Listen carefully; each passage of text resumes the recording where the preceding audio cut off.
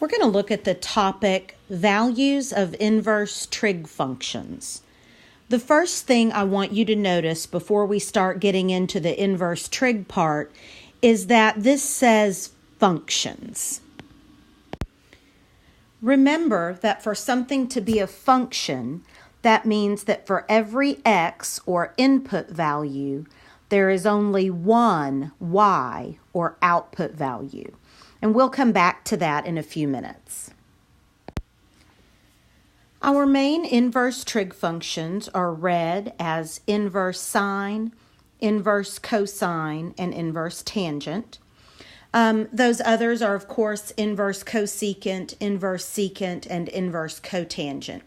We're going to focus on the inverse sine, inverse cosine, and inverse tangent in this video. And the best way to start is to look at an example. So here I have the inverse cosine of the square root of 3 over 2. And the English sentence that asks is what angle has a cosine value of the square root of 3 over 2? More specifically, the angle that we're talking about will be in the unit circle. And remember that in the unit circle, my cosine values are the x values. So very specifically, I'll be looking for the angle on the unit circle that has an x value of the square root of 3 over 2. So starting with the family of angles that has an x value of root 3 over 2, that's my family of over 6s.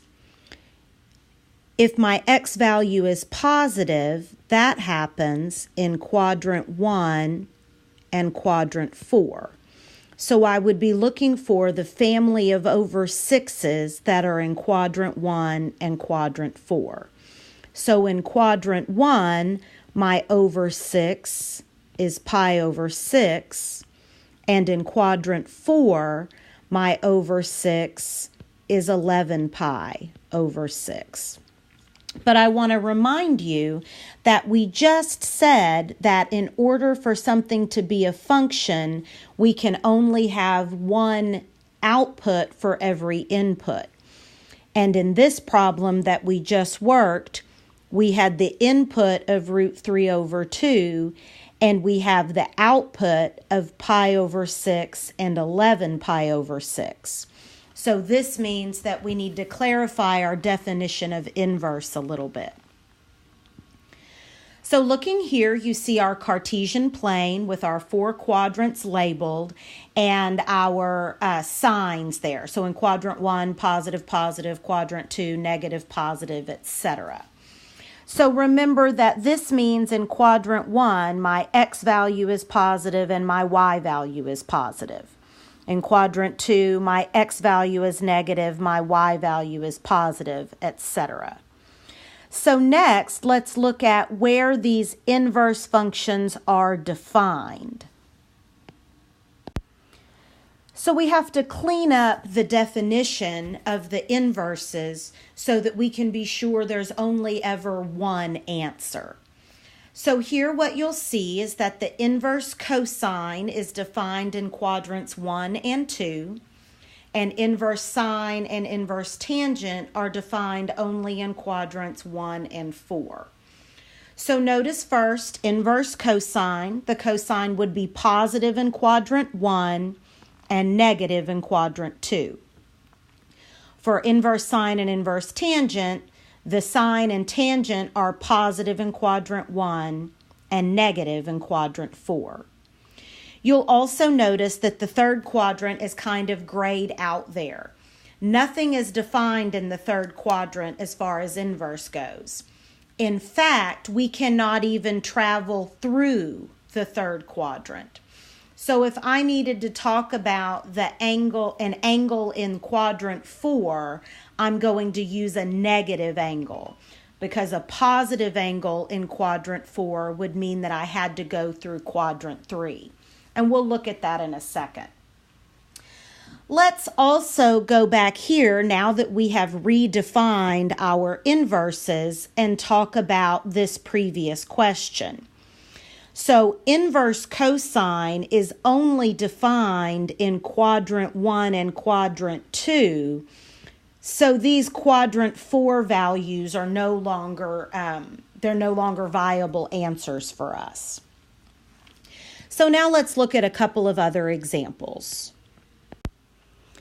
Let's start with the inverse cosine of negative 1/2. So again, in words, that means I'm looking for the angle on the unit circle whose cosine value or x-coordinate is negative 1/2. So first, inverse cosine is defined in quadrant 1 and quadrant 2. But since it's negative, we must be looking at quadrant 2.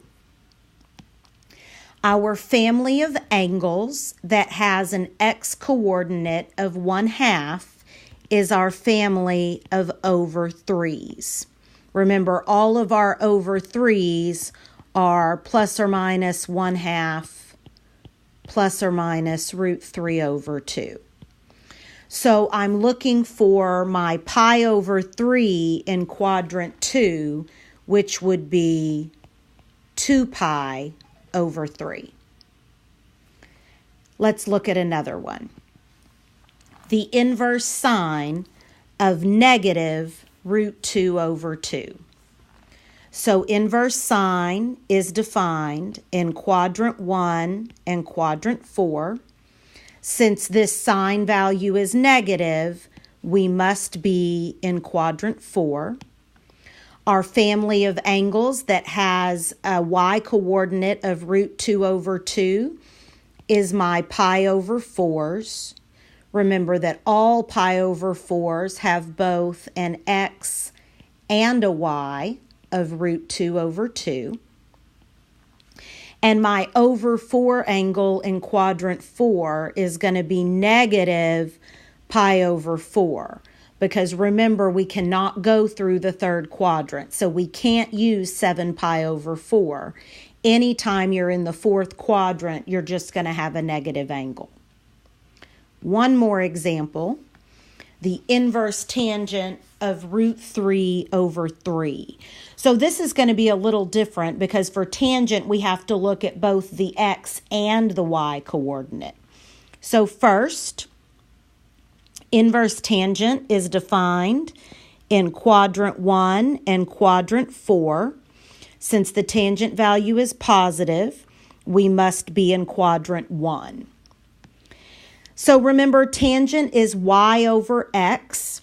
So if I have the root 3 over 3, that must have started out as 1 over root 3. So that means that my x-coordinate must be root 3 over 2, and my y-coordinate must be 1/2. Because remember, that would be y over x, so 1/2 over root 3 over 2 would give me 1 over root 3, and then I would rationalize to get the root 3 over 3. And the family of angles with a root 3 over 2 in the x position is pi over 6, and the pi over 6 in quadrant 1 is pi over 6. Okay? I hope that clears up a little bit of the confusion that might occur when working with inverse trig functions.